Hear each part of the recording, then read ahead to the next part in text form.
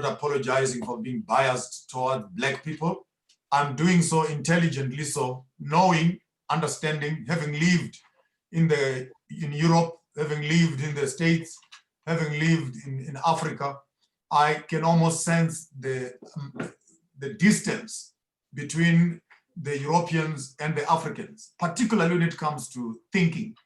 And what makes it painful for me is the fact that the African child constantly views themselves as a second-class citizen on the global map.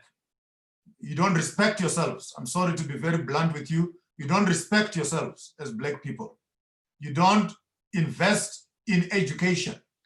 By investing in education, I don't mean going to vets. I don't mean going to UP or going to Pretoria Technicon and say you're educated. By saying you don't invest in your education, can you invest in knowing yourself? Can you invest in personal knowledge, personal learning, so that you can move further back into your own DNA, so that we can also have something as Africans that we can contribute on the global market? I come to you as a professional who did theology quite extensively and a little bit of philosophy here and there. With that in mind, the principle that I've used for writing many of my books is called behavior modification strategy, where you use a third person or a third item outside of self so that you can critique it openly without fear. For example, if I can say, let us discuss a donkey. What is a donkey? What is the behavior of a donkey? What is the lifespan of a donkey? And everything about a donkey. When we are done with a donkey, then we can translate that information and then say, in what way are you behaving like a donkey? Are you behaving like a dog? So that you can critique something as long as it is outside you. But immediately someone looks at you and say to you, you are a dog. You know what's going to happen. The first thing that happens, your temper goes up, your mind logs off, your fists are clenched. By the end of that conversation, other people have lost their teeth, and police and the vehicles are there for body assault, and everything else follows. Because direct communication with people always creates apprehension within people. So I've written about 15 books in total, only about 7 of them, if not 6 at most. Others are in various stages of editing, typesetting, and etc. On the available on the market. We're still setting up the websites and other logistics to make sure the books are available. But the first book we're launching with today is entitled Women in the Kitchen. It's available. It's available. I would suggest that all of you on the group, you get a copy of the book, talk to Bridget, and or talk to us after the conversation. We'll see how best we can actually begin to make sure the book is available to you. I'll give you the structure of the book. I'll review my books first. Hello, for selfish purposes. I'll review my books first. After I'm done with my books, then I will also pick up other people's books. If there are writers out there, we'll come back here and we'll read together. It will also include, even in some certain sessions, what I might want to call reading sessions. Just a reading session. Even if it is 15 or 20 minutes of reading, it is worth a while for us as Africans to begin to develop an appetite in reading. Reading kills no one. No one dies because we have read something. So we want to encourage you to block off 30 to an hour per day. Just grab a book. You don't have to read to finish. Just read, even if you can read a paragraph, and put your bookmarker there. When you are sitting in the toilet, and by the way, I'll start sharing with you some of my secrets also.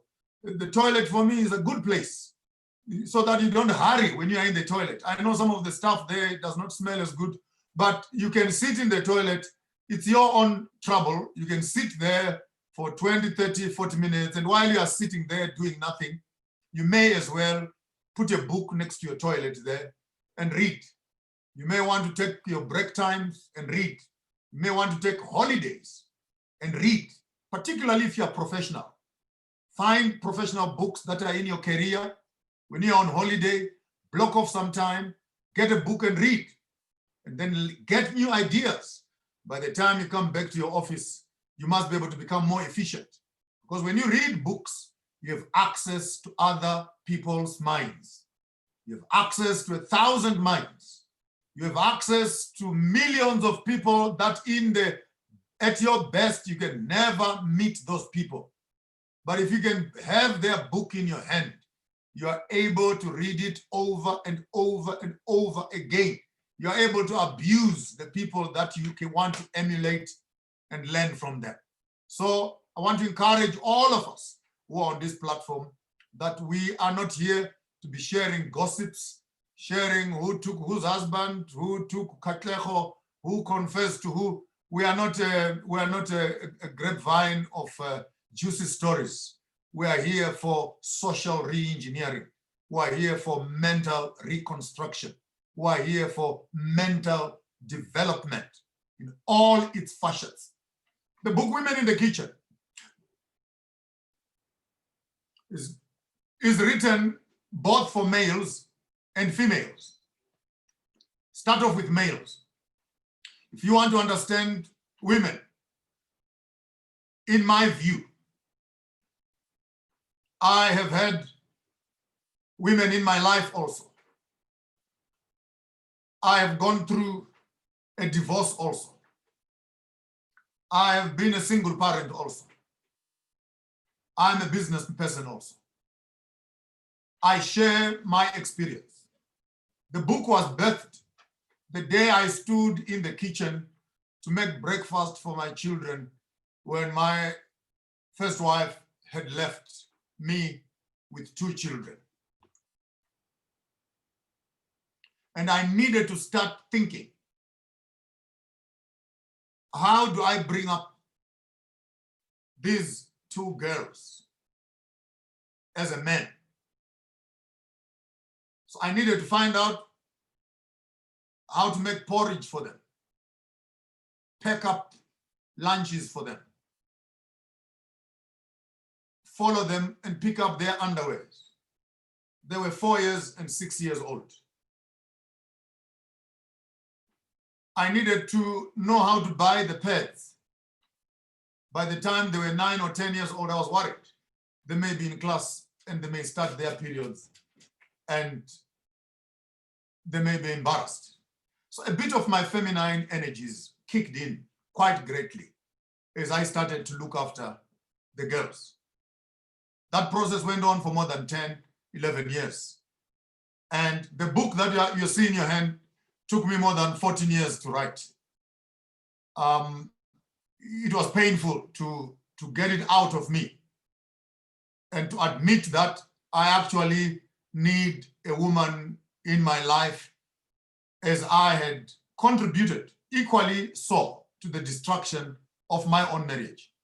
Being a preacher and a gospel preacher, I was busy with Jesus, and I thought that Jesus would be sleeping with my wife and looking after my family while I was busy flying around the world preaching and proclaiming the gospel.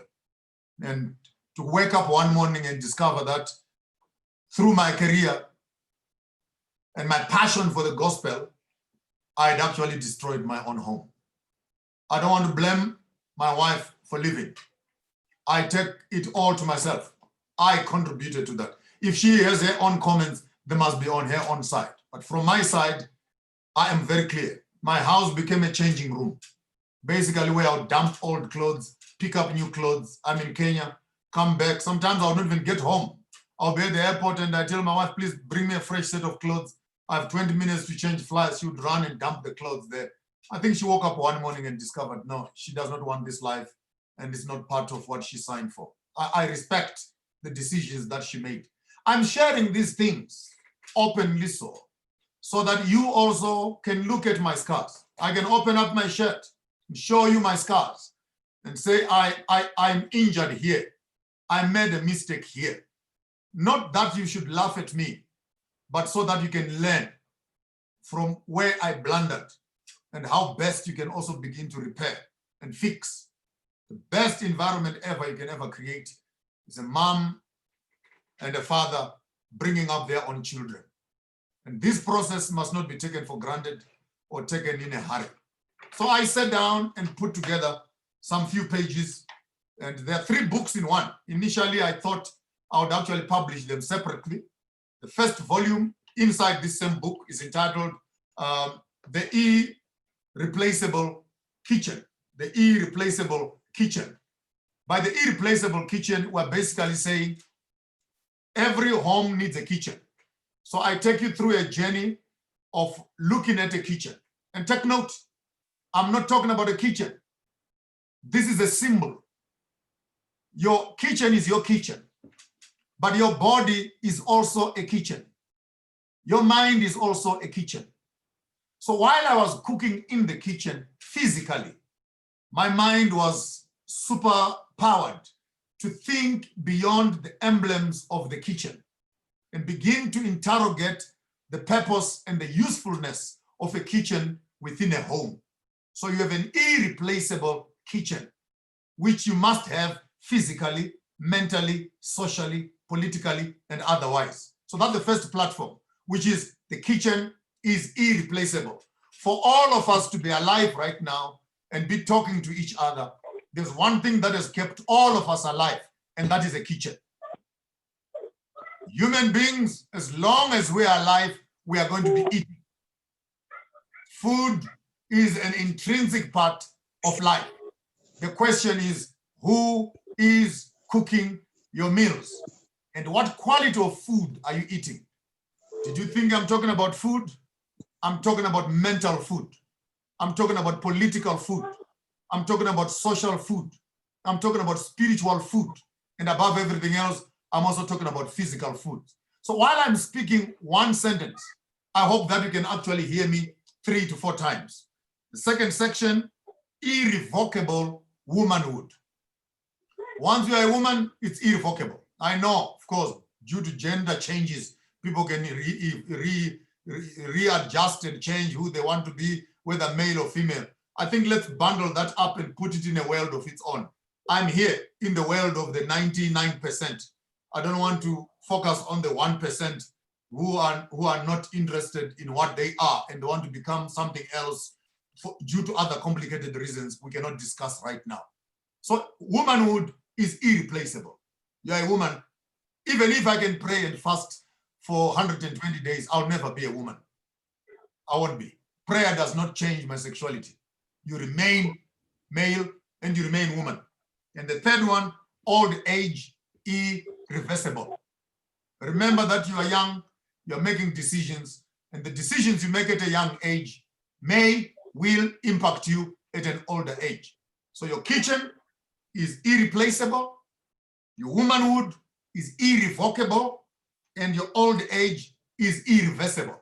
There's no one who has been able to reverse their age. That you are 70 years old, and then you wake up one morning and say, I'm 20 years old now. You can say that and write papers and write whatever, but it does not change the fact that you are what you are. Having said that, however, I'll give you 2 or 3 illustrations, then I'll open up the floor for questions. When you get to the kitchen, the first thing is, how do you position your kitchen? A kitchen is a dangerous place. You have knives, you have water, you have electricity, you have gases in some certain instances, you have fire, you have chemicals. If they are badly mixed, they can actually cause a mess in your own kitchen. The question is, how far must be the sink which is running water be from the electricity that you are using to cook? And how far must the gas stove be from the other elements that can actually make your kitchen an explosive kitchen? You can burn your kitchen. And in many homes that have caught fire, the greatest amount of them, guess where the fires started? In the kitchen. And if you should take your body and your mind as your kitchen, of all the distractions that we are seeing, the greatest of them all are happening between your 2 ears. And that is your kitchen. While you're on that, I'll just pick up 1 or 2. The fridge, for example. How do you stock your food? When you go to the shops and you buy your groceries and you come home. Remember, I speak once, you must hear me twice. You go to the groceries and you buy some food. When you come home with some food, beans, dried beans, lettuce, chomolia, milk, oros, and what, You must be smart enough to know that you don't take dried beans and put them in the deep freeze. We will send you to a mental hospital because that's madness. Dried beans don't go in the deep freeze. They go to the pantry. Then you bring your milk into your fridge. You bring your ice cream into your deep freezer. In other words, there's a way in which you classify your products. There's a way in which you put your products in your fridge. And again, I'm not talking about a fridge. I'm talking about your emotions. What do you put in short-term storage? What do you put in medium-term? What do you put in the long-term storage? And before any woman cooks, make sure that you go back to the fridge and check the expiry dates of all your foods so that you don't dish rotten foods and cook poison for the people that are eating in your hands. So it's an intelligent way of looking at the practicality of the kitchen and the function of the kitchen as it pertains to your social interpretation. And third, while you're on that again, it comes to the issue of washing your plates. I learned late in life that every time you eat in a plate and the plate is dirty, you don't wake up in the morning and throw away the dirty plates and go and buy new ones. There is a way, ladies and gentlemen, where you wash your plates every night, or if you wash in the morning, you wash. Why do you wash them? Because you want to reuse them. You wash them and reuse them. You wash them until they break apart. Then you can replace them. What does that mean, therefore? Relationships for me are like those plates. That doesn't mean that when a relationship fails, you must quickly bundle it up and throw it away like I did. You must find a way of washing those plates. I passed the comment the other day that made many people uncomfortable. You divorce your wife who has your children. You marry another wife who has children from another man. What difference does it make than for you to look after your own children, than marry another woman who has children from another man? This whole cycle of violence and intolerance, anger, divorce is being perpetuated because we have not yet learned the secret of washing plates. I want to challenge every one of you who is here, who are married. Please, tonight, before you sleep, you and your wife, you and your husband, you and your boyfriend, go to the kitchen and wash plates together. You are not just washing plates, but talk while you are washing. That this is exactly how our relationship is like. When things get dirty, can we come back here again and we wash these plates together so that tomorrow we can have a clean set of plates from which we can eat again? That's the psychology that I'm using in terms of writing this book. The last illustration I'll give you is about the dustbin. In every kitchen, there must be a dustbin because lots of residue. When you're cutting lettuce, cutting carrots and everything, there's lots of junk that goes away. You put in the dustbin. Peel up. If you peel your chickens, put the skins there. If you remove fat from your meat, you put everything in the dustbin there. It's a summary of everything that is in the kitchen. The question I had when I was standing in the kitchen is, how long must I take before I clean up or remove the dustbin? Because 1 week I forgot to remove the dustbin on time. And I went for a trip. When I came back, kids had gone somewhere else. I found maggots, I found worms flying and moving all over my kitchen. And I said, stop, that's the lesson right there. You remove your dustbin not more than 3 to 4, 5 days. Because once it stays longer, your kitchen begins to have a foul smell that is in the kitchen. So did you think I'm talking about the dustbin? If you must remove your rubbish every week, then why are you still angry 6 weeks later, 6 months later, 6 years later? How often do you get rid of unwanted stuff that is in your life so that you can have a clean environment that you can be working from. The perspective of the book is written from a pro-religious perspective, where I picked up the illustrations of the sanctuary and the temple, and I paralleled them up. That the amount of reverence and respect that we have when we enter our churches, and being aware that 60% of the audience I'm writing to is already Christian, I wanted you also to have the same amount of respect when you enter into your own space and you are allowing people to enter into your own space. How sanctified, how clean, how pure must your kitchen be? And when you put your food in the oven and you are baking things, you cannot go to the saloon to start putting extensions on your head when you know that you have food that is in the oven baking. By the time you come back, you find that it is bent. Did you think I'm talking about an oven? You don't sleep with your man for 6 weeks, 10 weeks. What do you think will happen? Then next time you hear that there's a child outside of marriage. Oh, Bazalwane, can you pray for me? My husband has what? My wife has what? But what did you think was going to be happening when you were having a headache for 6 months? So it's a conversation. It's an ongoing conversation of how best can we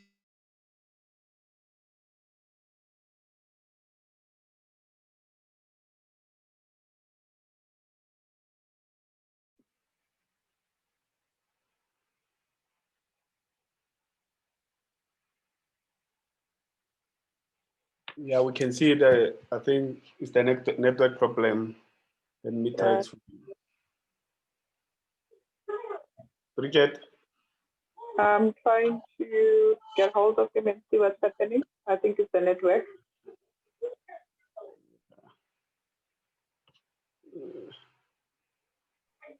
But we can start posting any questions if we have any, while we're still trying to bring it back.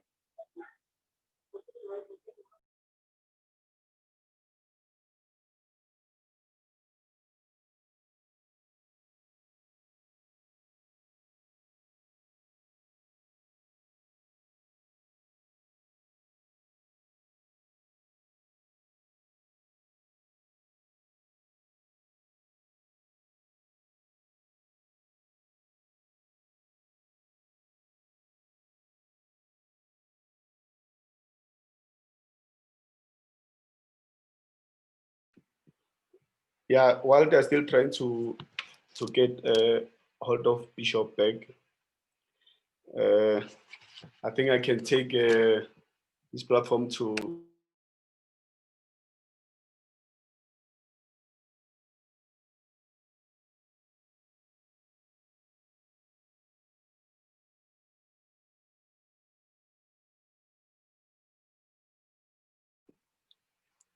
yeah, I think I can go through some case study from that book, the summary of what the bishop was talking about. There's a there's a case study in the book. The title is "The Woman in the Kitchen Ended Up in the Bedroom." Like there was some young lady who was working for other men. That wife of the man was working. I think in around four provinces. Like she was traveling. So meaning the maid, the helper, ended up in the bedroom. So if I can just go quick reading it. The case study goes: I live in Johannesburg. I'm a graduate and a go-getter. My luck has turned into fate. I got a very good job with a blue chip company. I have become a tireless in the boardroom negotiating big deals. Due to my hard work, I have been promoted to the head office, where I'm a director of the provincial office. With the rise in the salary, cell phone allowance, sleep out expenses, it has taken some time away from my family. With every promotion comes more sacrifice.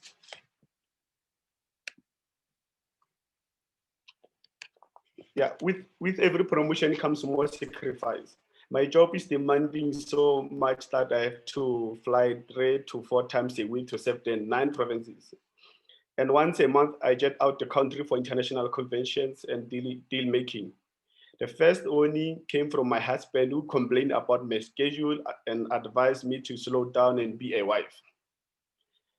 I was uncompromising, and I accused him of being jealous of my success. Friends hinted me that I was losing it. I did not need to worry about my household because I had a trusted maid who was so good. A lady from the mountains trained in traditional courtesy and a very good cook. My maid was too good that my presence or absence made no difference. Of great comfort to me was the fact that she had bonded very well with my children. She stood in my kitchen and kneeled every morning to deliver meals to the family and my abandoned husband. Each time she served a meal, she will whisper, "Ndade, qala ka leshili le nyeo e teng ka mane." Daddy, start with the salt porridge, there is more at the back, or more goodies will follow. My husband commented that he wanted a second wife. As I was married to my job, I could not throw away my hard work, not now. There was a lot at stake and prospects were getting even better. When I heard him talk about the second wife, I threw my toes out of the court and lambasted him. He gave me a few more months and ultimately told me he had a second wife, my maid in the kitchen. Yeah, so the case study was talking about the maid who ended up in the kitchen. So the bishop was talking about as a woman, you are the manager of the household. If you fail to cook in the kitchen, meaning you can't make it in the bedroom. So I can see the bishop is back, he can proceed. Back to you, Maponga J. You're muted. Yes. What we also included in the book were live case studies. So if you can look at all those case studies that I put there, they are actually true life stories that I harvested.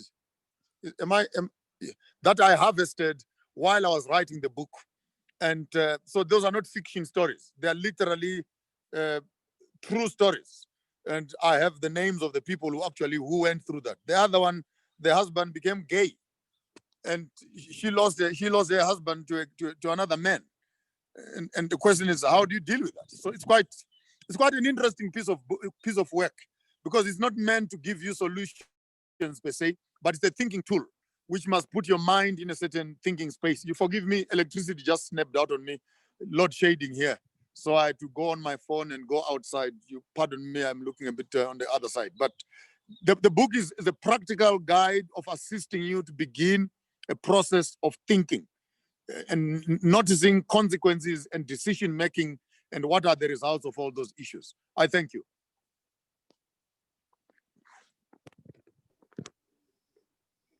Thank you very much, Bishop, for your time and for sharing so much wisdom with us. If I can ask in the house, is there anyone with any questions that you want to pose to the Bishop? I don't see any question. I think I can pose a question to Bishop, like as a young people, both genders, how do we build a sustainable and solid relationships? You cannot build any solid relationships. It's impossible. You build solid families. By solid families, I mean you need to combine the old and the new traditions. When a child is born, the families are aware, is it male, is it female? And they identify families where they want their child to be married to. By so doing, families get engaged, not couples. In our African culture, couples don't engage. Don't get to engagement. It is the families that engage. And when families are engaged, then children are married. But we have changed the whole thing upside down, where we engage each other in Johannesburg and in Sandton, and we impose those relationships on our families. And many times than often, our relationships in Joburg cannot synchronize with the lifestyles in Polaburwa and lifestyles in Kurumani. Introducing introducing a slave queen to your mother is a traumatic experience. Traumatic experience. Because from the onset, the woman does not understand your mother, and your mother will not understand this woman. And the first crack in any relationship is when daughter-in-law and father and mother-in-law are not in good books. And you as a husband, when you are given a choice to choose between your mother and your wife, I will tell you now ahead of time, you will always choose your mother because you have lived with your mother much longer than you have lived with your wife. So let women know that women can never give birth to their husbands, and let mothers-in-law know that they can never sleep with their sons. Therefore, these two relationships are non-negotiable. I need my mother fully as my mother. I also need a wife fully as my wife. And none of them must be competing with another or challenging the other to become like the other.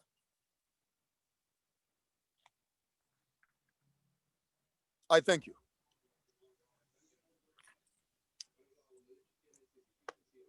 Thank you, Bishop. Any other questions? Hi, Bridget. Can I just speak? I see my hand is there, but Certainly. yeah. Okay, awesome. Go ahead. So Bishop, let's say you have like two individuals who are, let me just say, who are seeking wholeness.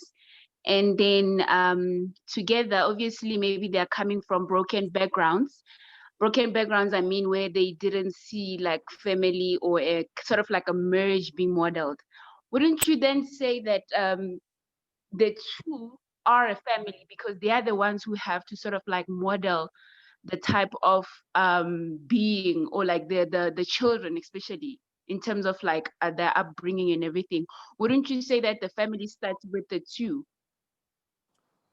From my understanding, beds start all together. If you have two broken people, marriage is the last place to fix them. You need to fix yourselves away from each other first. You need to Yeah. put your issues that you have been traumatized with outside of marriage. Because most likely within a relationship, you are going to use each other as experimenting tools.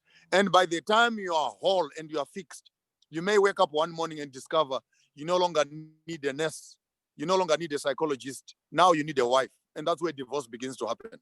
So it will be Okay. important that if there are issues with family, get professional help, get psychological help, get counseling, get cultural alignment and everything else. But this whole rubbish of saying this is my better half, that's total rubbish. You are saying you are incomplete by yourself and you are waiting to be completed by another person. You are complete by yourself. You don't need another person to complete you. It's two complete people that must come together and make a complete home. So you cannot use a home as a therapy house where you do psychological alignment and you begin to do shrinking each other and etc. You will most likely abuse each other. For one reason, again, you are not professional enough to know. Many of our relationships, for example, now, you sit down with your wife, you sit down with your husband, and you reveal your secrets. I was raped, for example, or I was abused as a boy, or I had a bad relationship with my mother, or I have a problem like this and like that. On the day when you quarrel, because your partner does not know how to deal with confidentiality, they will pick that whole bag that is full of rubbish and worms and throw it on your face. No wonder you behave like this. You were abused when you were young.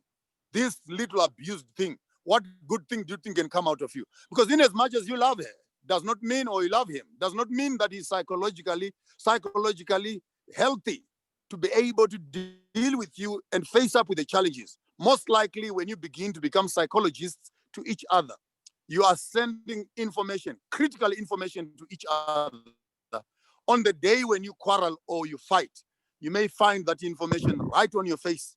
And in many cases, that has become a source of abuse, even femicides. When all of a sudden you wake up in the morning and a wife discovers that a husband knows too much and I cannot let him go. Or a husband discovers that a wife knows too much. I cannot let him go. And divorce is pending. And you know the person who is walking out of you is walking away with all your secrets. Then what do? You remove the secrets, kill the person, and remove them from life so that your secrets are remaining safe. Because again, you went into a marriage sharing critical information with unprofessional people. When they use that information against you, it always will raise up in temper. I would not suggest that broken people try to fix their brokenness in a relationship. You will further destroy each other. Seek for professional help. Thank you. Hence, I said, like, if it's two whole individuals, so these people have already worked on themselves, but now they are together now, being whole. They're not trying to feed off on each other. So they are whole and trying to establish a relationship going forward, like to model for their upcoming generation. So as you mentioned that you and your first wife sort of like, I'm not sure how long you guys stayed together before you had kids. So, but I'm just sort of like asking this question is to say, would a family be that it's two individuals coming together and remodeling the whole thing for the kids that are upcoming? It's doable. It's doable in the case that both parties have worked on themselves and they are not bringing their baggages with them. Because many times what happens is that people bring their previous baggages into the present relationships and it becomes an overload on the present relationships when you are actually using the old tools to work on a new relationship. But with that model they are talking about, it is actually workable. Yes, people can work on that relationship together, but keep your eye, even when you have fixed things, keep your eye on the blind spots, because once in a while, some of those old demons have a way of resurfacing and relapsing. The question is, how do you deal with it when it finally comes up again? So you need some amount of maturity when you're getting into those relationships. You need to be slightly more cautious and much more alert so that you don't repeat the same mistakes. I thank you. Okay. I just have another question as well. You mentioned, it's just a follow-up. You mentioned sharing critical information like in a relationship. Is it this relationship or are you also referring to marriage as well? Like what level of vulnerability can one go in terms of sharing with their partner? True, on both ends, on a new relationship, or on an old relationship, on a young relationship, on either way. The question is the person that you are dealing with mature enough to deal with the quality of information you're going to be sharing? You press your husband like what that woman did on Katlego. You're cheating, what, put a video on him. You cheated. Who did you cheat with? Oh, yeah, I cheated with so and so. La, la, la. You want the information? Yes. Okay. I slept with that one. I've had 16 girlfriends before you. Okay. I've 2 other prostitutes that I'm servicing. You want truth? There is it. The question is, what do you do with that information? Yeah. That's powerful. It's very powerful. So you don't go about asking for information where you don't know what to do with it, because it might actually destroy you totally. So even in a mature relationship, the question is, what is the capacity of all the parties to be dealing with the information that is being shared? I mean, look at Monica Lewinsky and Bill Clinton and Mrs. Hillary Clinton. And that relationship for me shares another idea altogether on maturity of certain relationships. That even when Bill Clinton was found with his pants down in the Oval House, Hillary Clinton, we need to interview that woman and find out how she worked around it. And if this lady, Katlego's girlfriend, could take some few lessons also from Mrs. Clinton, could things be different? Not just men only, but we also have women who have had children out of wedlock. Not one, some of them 2, some of them 3. They are still living with this husband, but the other 3 children don't belong here, and she's the only one who knows it. The day she decides to tell the truth after this man has spent so much time, school fees, hospital days, sicknesses in hospitals and everything else. And at the age of 14 or 16, the wife looks at it and says, don't touch that child. It's not your child. How does the man behave? Yeah. If the man is immature, that's a breeding ground of violence. That's a breeding ground of femicide. That's a breeding ground of GBV. So I don't want us to promote it, but I want us to step back a little bit and look and say, what are the main causes of some of these things? And truly speaking, psychological imbalance, dealing with information, and how best do you deal with that information when it reaches your hands? Mm, mm. Thank you so much, Bishop. Thank you. Thank you.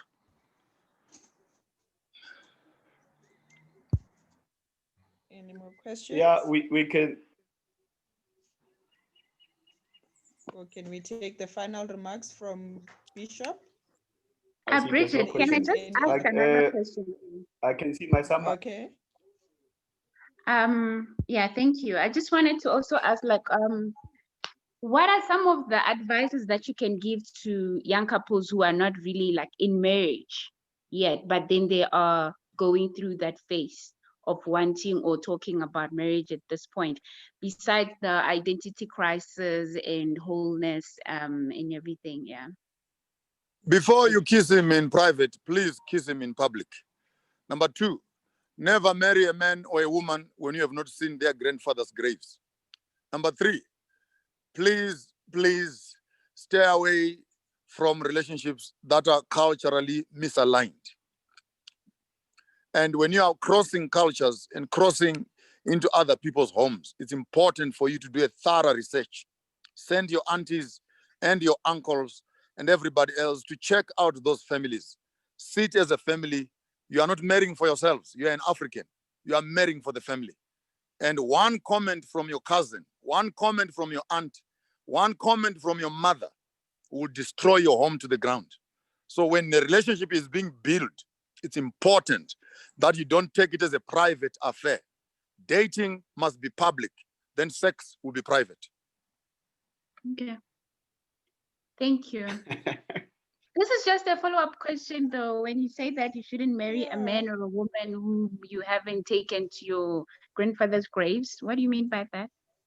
By then you will know the history of that family. What kills them? What killed all those people in that family? Do they have diabetes? Is it witchcraft?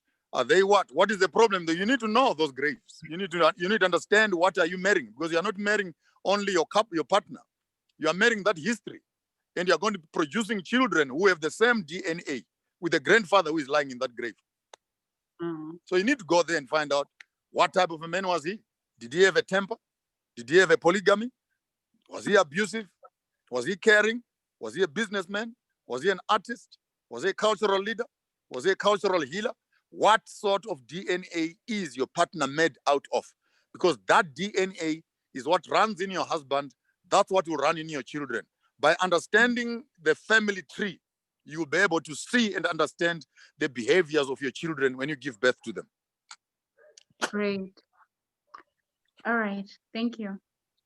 Yeah, there's one more question, Bishop. From Mudibe Matsepan. It says, can Bishop elaborate on lobola and intercultural marriage?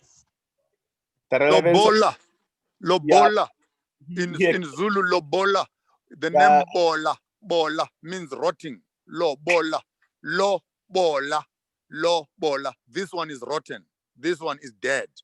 This one is no longer here. Is now going to be reborn and re-identified with another family. So lobola is a funeral where a woman is killed in her mother's house to be reborn in her husband's house. Lobola, therefore, is not just about finances. Lobola is a transition, a transfer of DNA, giving your womb to another family as an incubator for the next generation. So if you don't understand lobola, we can actually have another conversation on another day on the process of lobola and what are really the ins and outs of that. But over and above that, you can go and get married in the community of property in courts. If you go to a spiritual person and you ask them to look into your life, if you are married or not, you still appear single. Until your parents give you over to your husband, you are not yet married.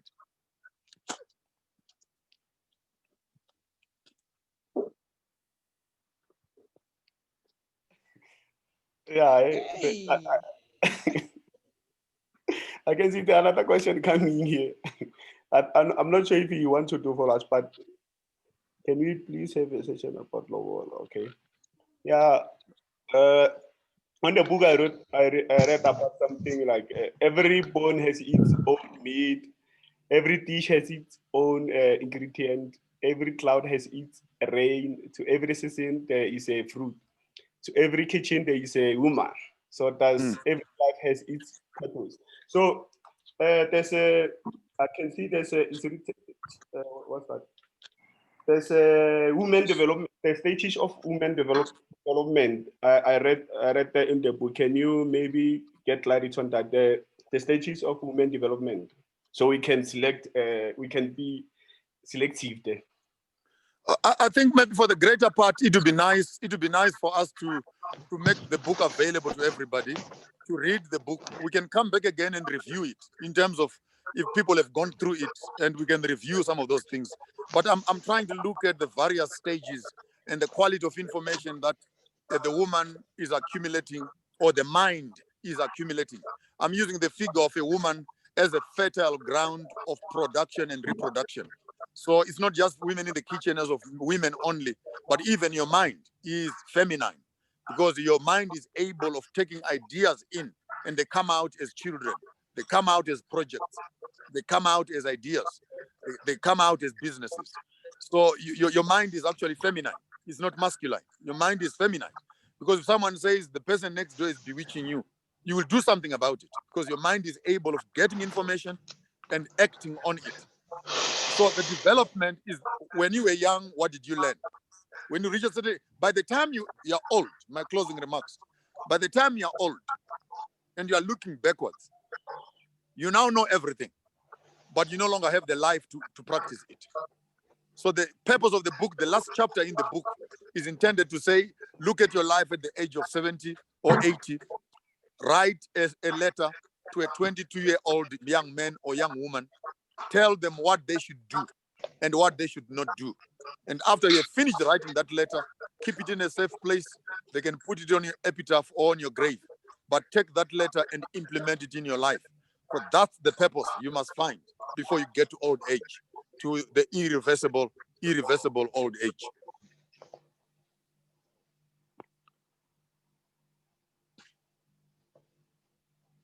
Yeah, thank you very much, Bishop. I think we have left with 6 minutes because we started at 6, so the session is Can I? 1 hour. So any last question in 6 minutes we can take. Okay. Uh, Is can- somebody that wants to ask a question? You may I go, also sir. I wanted to ask a question. You have 6 minutes. Okay, but my question is irrelevant to what we're speaking for. I wanted to ask Bishop that I'm teaching content using indigenous language. I have a YouTube channel called Code Switching 2020. So I wanted to ask her, how do I get to his channel called Maponga? Now, Bridget will help you on that. Okay, thanks. Yeah, I think she can Are you post in the details. WhatsApp group, the book club? I have a YouTube channel. I have WhatsApp groups. I have Telegram groups. I have Instagram. I have Twitter. All those handles. You find me everywhere. Just type Maponga Joshua. You find me everywhere. But particularly on the AIM YouTube channel, there's quite a bit of content I've done there with King Bungane as far as African indigenous marriages are concerned. The rest of the issues, you can maybe look at a few videos and pick up issues from there, which we can take for a further conversation. Okay, yeah, my YouTube channel teaches high school content like maths, physics using indigenous language. So far we have Spade, Zulu, Xhosa, and Venda. So I wanted to know how could I get to the show, maybe get exposed.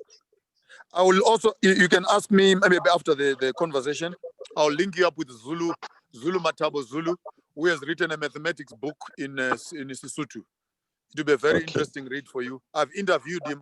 Go on the YouTube channel and find that conversation I did with Zulu Matabo Zulu, which is quite a groundbreaking conversation that we had. An African who has written a mathematics book in Sotho. Okay, thanks. Thank you, Velet Pumi. Like, there's a closing question here, Mr. Bishop, from Kevin. It says, what is the Bishop's view on 50-50 in the relationship? 50-50? Yes, 50-50 in relationship. You don't want to experiment with your life. Show me where it has worked. Then please do a research on it and come back and give us feedback. He's listening. Simple, simple. I have no problem. It's one thing to experiment. It's another thing to do what works. If you can show me a relationship where people have run on the 50-50, there are two drivers sitting on the driver's seat, driving one bus, two drivers, and they are going somewhere. If that works, hallelujah. Then show me an example. He's listening. Kevin. Yeah, Bridget, I think over to you by closure. Thank you very much, Bishop, for the food of thought. Bridget. Thank you. Thank you, everyone. May you kindly please leave your details on the chat, and then we will share the materials with you and what we offer and where you can. And thank you for your time. Bishop, if you have any closing remarks that you can leave, then we can close officially. I would actually suggest that if you have a partner, particularly if you are dating or you're already married, please get a copy of this book. Read it together. Read it together, critique it, cut it to pieces, take what works, put it on one side. What does not work, throw it away. Other people will use it. But be in a habit of reading together. That will consolidate your software so that you are thinking and working from the same platform. It's very important that our generation, since you no longer have aunties and uncles, I have decided to become that awkward uncle, that awkward grandfather who will tell you what your own mother will not tell you. So take some of this literature, read it with an open mind, apply your minds to it, read as couples, consolidate your files, and see if there can be some progress in those relationships. I thank you.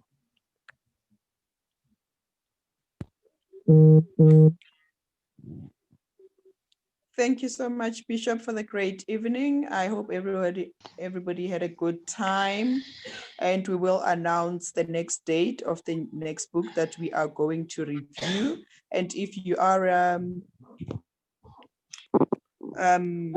we can do next week. We can do next week, and I can do shopping skills.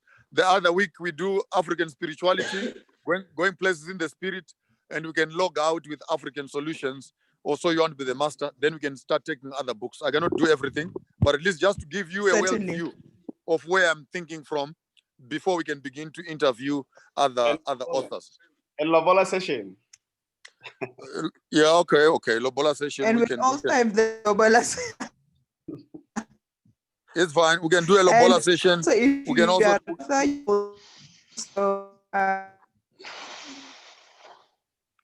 We can do Lobola, we can do a naming session, we can do cleansing, rites of passages, we can do a spiritual alignment, we can do dealing with the DNA of your family, we can do understanding yourself, your family tree, so that by the time you're getting married, do you know where do you get your wife from? From your mother's side, from your grandfather's side, from what? Do you understand your family trees? There's lots we can share, but for the purpose of the conversation, you will guide me as to where you want the content to go. Okay. Yeah, certainly, Bishop. Yeah, for those who are not in the chat group, the WhatsApp one, you can check the numbers. They're like, I think Bridget will share the number where you can consult, so you can be added to the group for more information. I posted first number. Bridget will post another one before we close. Lucky, can you post the link, the WhatsApp link? Okay. Then they can automatically join from it. Okay, no problem. Okay, thank you.